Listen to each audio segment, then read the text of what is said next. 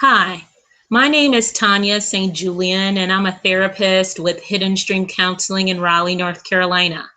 Today, I'm going to talk with you a little bit about post-traumatic stress disorder, also known as PTSD. First, I want to start off by asking you two questions.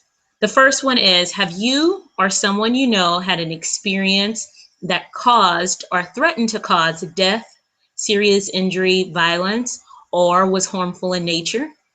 Has that experience negatively affected that person's life and or their relationships with others? If so, you or that person can be suffering from PTSD or post-traumatic stress disorder. There are myths associated with post-traumatic stress disorder, and so I want to talk about two of them. The first one is only people in the military can suffer with PTSD. Not true. The second is only people who have been sexually assaulted or victimized can suffer from PTSD. Another myth, that's not true. PTSD is a set of symptoms that follow exposure to a specific situation or event that occurred or someone perceived to be threatening due to serious injury or death, violent, and or what's harmful in nature. Mental health professionals tend to categorize exposure to a specific trauma in four different categories. The first one is direct exposure, which is a personal experience with the actual event, meaning it happened to the specific person. It was a one-on-one event. The second is witnessing an actual event happening. So for instance, you were present, but you weren't the person that actually went through the specific trauma, but in essence, you were affected by it. The third is indirectly learning about an incident. So if you have a family member or a friend that comes to you and tells you of a specific traumatic event, you can be affected by it. And the fourth category is repeated indirect exposure of adversive details of a trauma.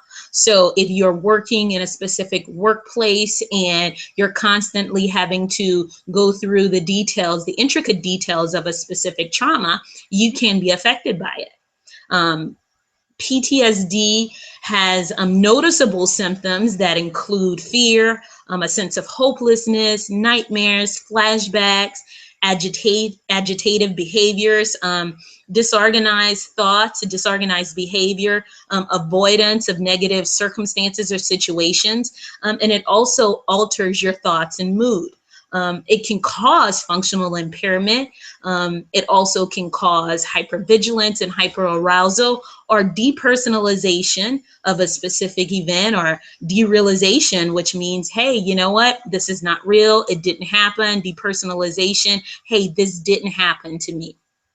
Recognizing that you or someone you know may be suffering from PTSD may create a level of uncertainty or some anxiety, which is completely normal.